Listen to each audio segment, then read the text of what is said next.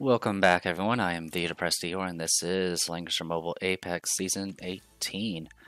Alright, so the previous video I recorded on a Monday, and I had a bit of a scratchy throat then, and now that scratchy throat is gone, and now I have a full-blown cold, so that's why I sound the way I do right now.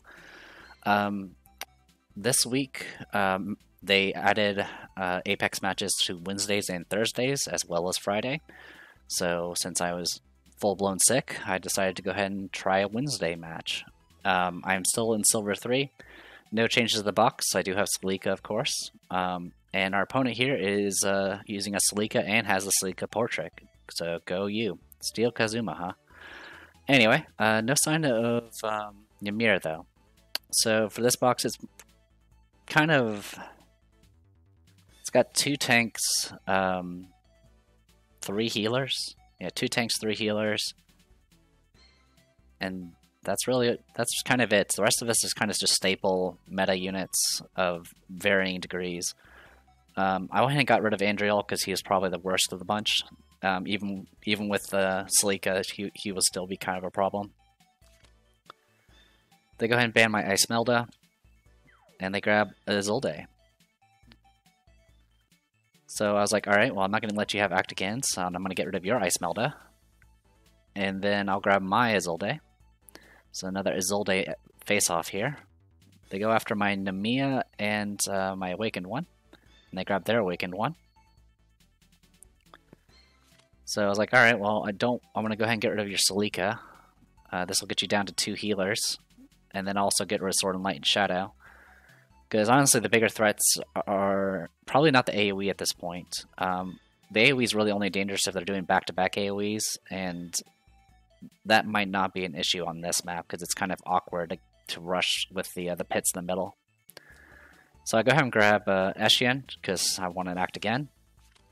They get rid of my Sylvaria, get rid of my Grinshield. And they grab their Lina. I go ahead and get rid of Grinshield and Apotheosis. And I grab my Leona, so I have 2 Act Agains now. They go with start banning my tanks. Christian makes sense. I'm not sure exactly what well, I guess the purpose for Freya is to deal with the fixed damage that she throws out. Because that can actually be a problem for characters such as Jintoki. Speaking of, they picked Jintoki. Go ahead and ban their healers at this point, because they're not going to pick one. And I grab Lightbringer, and I leave them with both their tanks. Which is not going to matter, because I'm going to be bypassing their tanks with Izolde. They go ahead and ban... I had 3 healers remaining, and as well as Hilda. So they go ahead and ban Rosenseal and SP Almeda. So all I have is a 3-star Salika. They grab their Lightbringer, I grab Salika.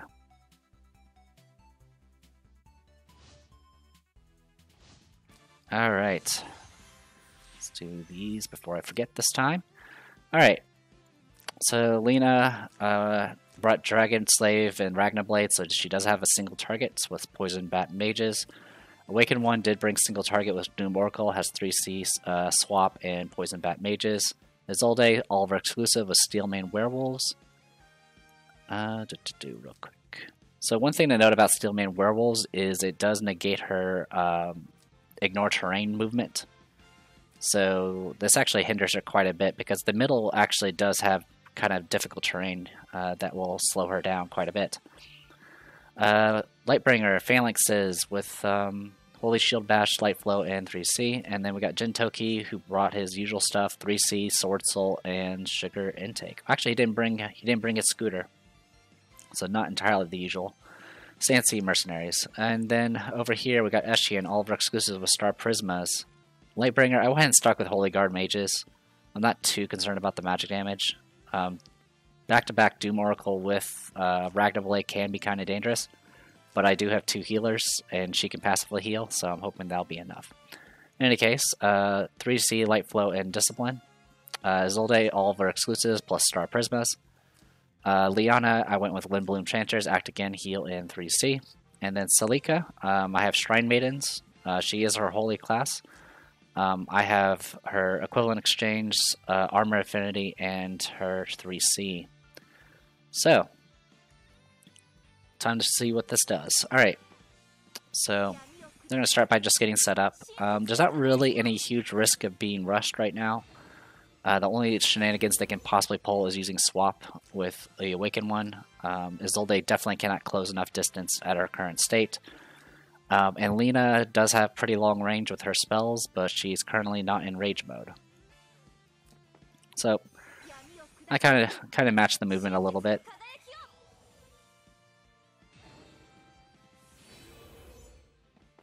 Yep, and you can see Isolde hiding in the back here just to start bulking up. Grab Sustenance, which is smart because that reduces cooldowns of her move again, act again. Alright.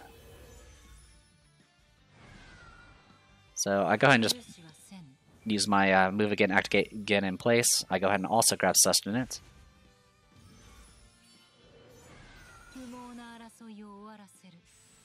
Alright. And I go ahead and do Draconic Rejuvenance just to give a little bit of damage reduction. I don't think I need it, but just in case. Alright. So I go ahead and do 3C here, which is going to allow Isolde to self-res. Casting the spell does allow Celica to act again. So I go ahead and do Equivalent Exchange, which will reduce her highest cooldown to ready it immediately. So originally the Primordial Soul had 3 turn cooldown, now it has 0, and now the cooldown for Celica's spell is at 3. And I could replace it with any of these 2 1-cost skills. If I was at a higher star ranking, it would actually be 3 options, but I'm not too concerned about it either way. Alright, the other thing to note is whenever she casts any spell, any assist spell on somebody, it will also get recast a second time on the target that has the self-res. So I actually just did the spell twice. Anyway, I'm just seeing how much she just revives to. It just revives to 20%, so I probably won't save her from like the aftermath of Will of the World Warden or anything like that, but it still prevents like a cheeky snipe from being completely devastating. That being said, I could have done things a lot more efficient here. Because the idea, of course, was I wanted to refresh the Primordial Soul so she can essentially move again, act again, to cycle her will cooldowns faster. But actually, I could have done that anyway by just using like Leona's act again, and then having Celica apply that to both Leona and Isolde at the same time, by just casting on her and then following up with Isolde. But even still, it's still helpful. It still speeds up the process. So I go ahead and move up and I do Rush. Another mistake that also kind of harms the efficiency, I'll point out in a second. Alright, Spellbound. The barrier, it made Isolde immune, and I had a Butterfly, so it didn't get applied to anyone. So I go ahead and move up, do Primordial Soul again. And then I intern in place. And now I have Solitary Journey, so now I can bypass guard. So I have 2 wills active, while my opponent only has 1 and it currently is on cooldown. And then I move up and do act again. I'm certain you guys see the process here. It's just that I cycle through as many turns as possible to get the wills maxed out as quickly before my opponent does. Of course, the big dangerous thing is deciding when to strike, because if I lose Isolde, my plan is going to go kind of downhill. So I throw out Armor Affinity. The spell is not as great on my builds because I generally don't like using Clock or anything that's a percent based. So I don't usually use Clock or Breeze or anything like that. It still has some use in the fact that it can soak up Dispels though, so it's better than nothing. So it got applied twice because when I cast on Lightbringer, then I cast on the person I 3C'd earlier.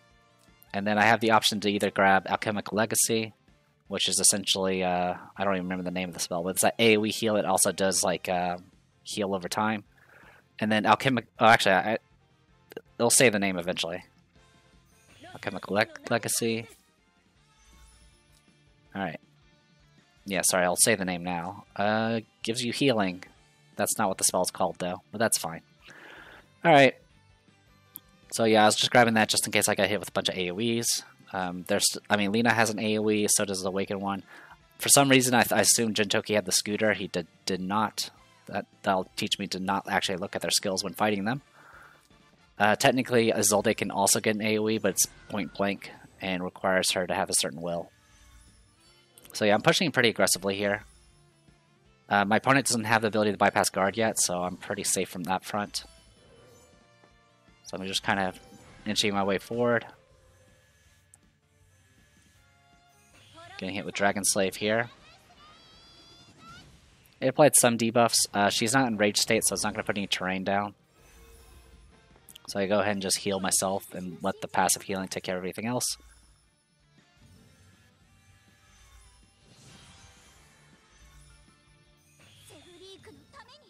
Alright, so yeah, the big issue here with the other efficiency mistake I made was, well, after I did dash with S18, I should have been popping Rainbow Sparkle every action. Because that cycles her turns faster, which will cycle this debuff faster, which will allow her to enable dash again. So that was my other mistake. I could have had dash a lot sooner, which would have meant Isolde would have been able to get her three stack active a lot sooner.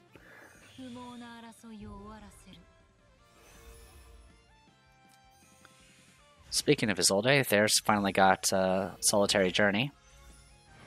And meanwhile, over here, my cooldown is off, so the next action she performs will get her her third stack, which will mean that all future attacks will be at plus 25% damage, and then she'll, of course, be able to act again after doing damage.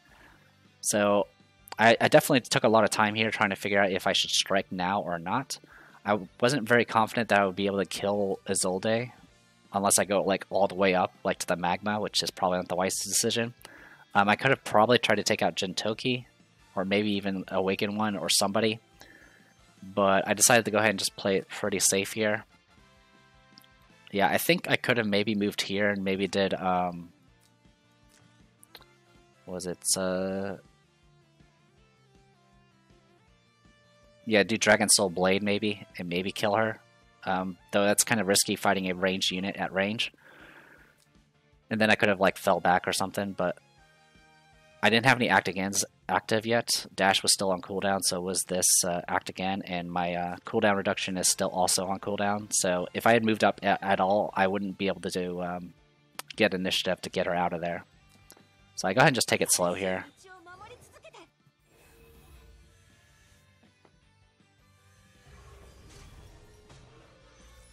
Alright. Ragna Blade.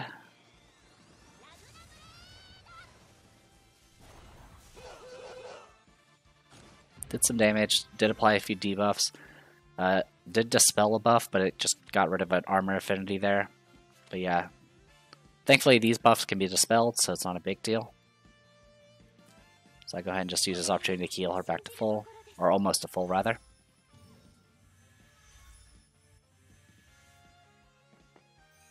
Alright. So I get hit with 3C here.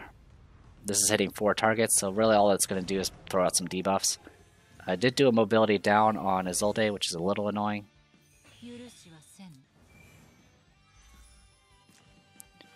Earlier I did do, what's it called, Light Flow, which did give 2 random immunities, which thankfully ensured that I couldn't get hit with, well, all it did was prevent heal negation, really. Thankfully she didn't get any mobility down or anything like that. Anyway, so at this point I was like, alright, I'm going to go ahead and do Primordial Soul. Get my third stack. And then move up. I could bypass guard. I'm going to do 3C here.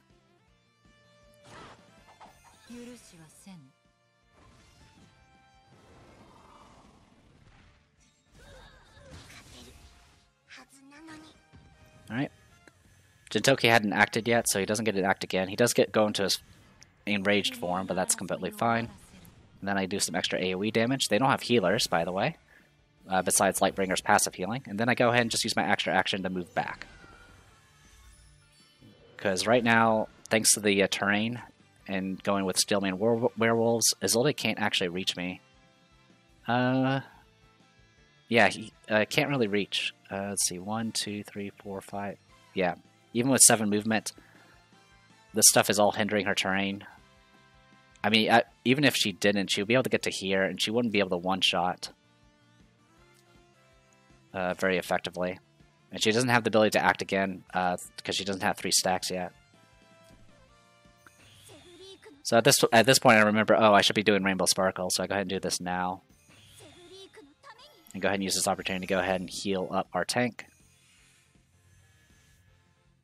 Yeah, the reason why you want to keep doing Rainbow Sparkle is since she's always accumulating those Radiant stacks, she can reset her cooldowns just by playing the game, essentially.